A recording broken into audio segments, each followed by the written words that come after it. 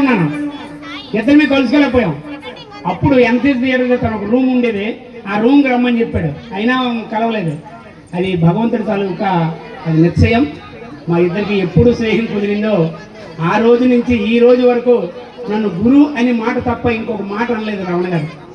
ఆయన సెలబ్రిటీ అని ఏనాడు నా దగ్గర చూపించలేదు. అందుకే ఇంకా ఉజ్వల భవిష్యత్తు ఉందని నేను రమణ గారిని వాళ్ళ టీంని ఆశీర్వదిస్తూ, నేను ఉపన్యాసకుడిని మాత్రం కాదు, ముఖ్యంగా ఏంటంటే కళను నమ్మాను.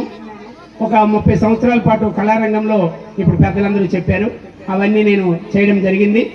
త్వరలో నాకు మరి రమణ గారి ద్వారా మంచి ఆఫర్లు వస్తాయి. అలాగే సినీ పరిశ్రమ కూడా నన్ను అనేక రంగాల్లో అనేక సినిమాల్లో పిలిచింది, కానీ నేను వెళ్ళలేకపోయాను. ముఖ్యంగా వెంకీ మామ సినిమాకి నేను సెలెక్ట్ అయ్యాను. ఆ ప్రొడక్షన్ మేనేజర్ గారు మీరు ఎక్కడ ఉంటున్నారు అని అడిగారు నన్ను. నేను విజయనగరంలో ఉంటున్నానని. నేను అబద్ధం ఆడినా. అయితే మీరు ఇక్కడ ఉంటేనే చెప్పండి, మీకు క్యారెక్టర్లు ఇస్తామని చెప్పడం జరిగింది. అలా ఎన్నోసార్లు నాకు ఛాన్సులు పోయాయి. ఇప్పుడు మా శిష్యుడు శ్రీని అంటారు, అయితే ఇక్కడ మీరు హైదరాబాద్లోనే ఉంటారో, మేము ఇక్కడ రెగ్యులర్గా వస్తుంటాము, తప్పనిసరిగా రావచ్చు. మిమ్మల్ని కూడా హైదరాబాద్ అంతా కూడా మన స్టాఫ్ అందరూ ఎవరు వచ్చినా నాకు అక్కడ ఒక రూమ్ ఉంటుంది, ఇల్లు మాత్రం ఉండదు, రూమ్ మాత్రమే ఉంటుందని గమనించాలి. అందుకు మీరందరినీ ఎప్పుడూ నేను ఆహ్వానిస్తుంటాను. రమణ గారి ప్రోగ్రామ్ ఎంజాయ్ చేయడానికి వచ్చారు కాబట్టి ఆయన ప్రోగ్రామ్ ఇప్పుడు ఎంజాయ్ చేయడమే మనకు లక్ష్యం. థ్యాంక్ యూ రమణ గారు, థ్యాంక్ యూ. ఇందాక చెప్పినట్లుగా మన మేస్టర్ కోసం ఎంత చెప్పుకున్నా చాలా తక్కువే.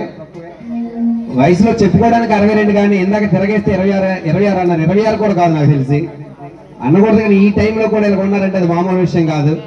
సో అదేవిధంగా ఒక స్వాతంత్ర భావంతో వయసులో పెద్ద అయినా సరే నేను ఎప్పుడు కూడా సార్ని మరి గురు అంటాను. సో ఆయన కూడా ఇప్పుడు కూడా నేను చిన్నోడైనా సరే గురు అంటే ఒక స్నేహంగా, అంటే స్నేహానికి వయసు సంబంధం లేనట్లుగా అయిపోయింది మా రిలేషన్. నిజంగా చెప్పాలంటే ఒక ఫ్యామిలీ మెంబర్ లా కలిసిపోయారు చాలా తక్కువ టైంలో. సో ఇన్ని రోజులు కళారంగం మీద ఎంత ఇష్టం ఉందో, ఆయన కళమని ఎంత నమ్ముకున్నారో ఆ చూస్తున్న ఆ మూమెంట్స్ చూస్తే మన అందరికి అర్థమయ్యే ఉంటది. ఆయన ప్రతిభ అనకూడదు కానీ చెప్పలేనంత. సో మాతో పోల్చుకుంటే నేను 1% అయితే, నాతో పోల్చుకుంటే 100 times కంటే ఎక్కువ. చాలా అంటే చాలా కష్టపడతారు, మల్టీ టాలెంటెడ్. ఏ విషయానైనా సో ఎలాంటి క్యారెక్టర్ అయినా చేయగలుగుతారు. రీసెంట్ గా చూసుకుంటే ఓటంటే మాట కాదని ఒక క్యారెక్టర్ ఇచ్చాను సార్కి, చాలా అంటే చాలా అద్భుతంగా చేశారు. ఆ సాంగ్ కూడా 1 million దగ్గరలో వెళ్ళింది, చాలా అంటే చాలా రీచ్ అయింది. సో ఇన్ని రోజులు అదేవిధంగా ఎన్ని రోజులు మ్యాచర్ కాబట్టి ఏదైనా అవకాశాలు వస్తే వెళ్ళలేని పరిస్థితి. సో ఈ రోజుతో అనుకోవద్దు కానీ ఇక్కడ పూర్తిగా ఫుల్ ఫ్లెడ్జ్డ్గా సినిమా ఇండస్ట్రీ మీద పెట్టచ్చు. మరి నా నుంచి కావచ్చు, లేకపోతే ఇంకా పైనుంచి డైరెక్టర్లు కావచ్చు, ఎవరైనా మెయిన్ క్యారెక్టర్స్ ఇంకా ముందుకు వచ్చి ఇంకెంత మన ప్రాంతానికి పేరు తీసుకొచ్చే తరుణంలో ఇంకెంత కృషి చేస్తున్న ఆదివాసులు మనస్ఫూర్తిగా కృతజ్ఞతలు తెలియజేసుకుంటున్నాను. సో ఇన్ని పాటలు పాడుకుని ఈ క్రమంలో మరోసారి జానపదం, మరి అదేవిధంగా పిల్లల కోసం మ్యాజిక్స్ కూడా అరేంజ్ చేశారు.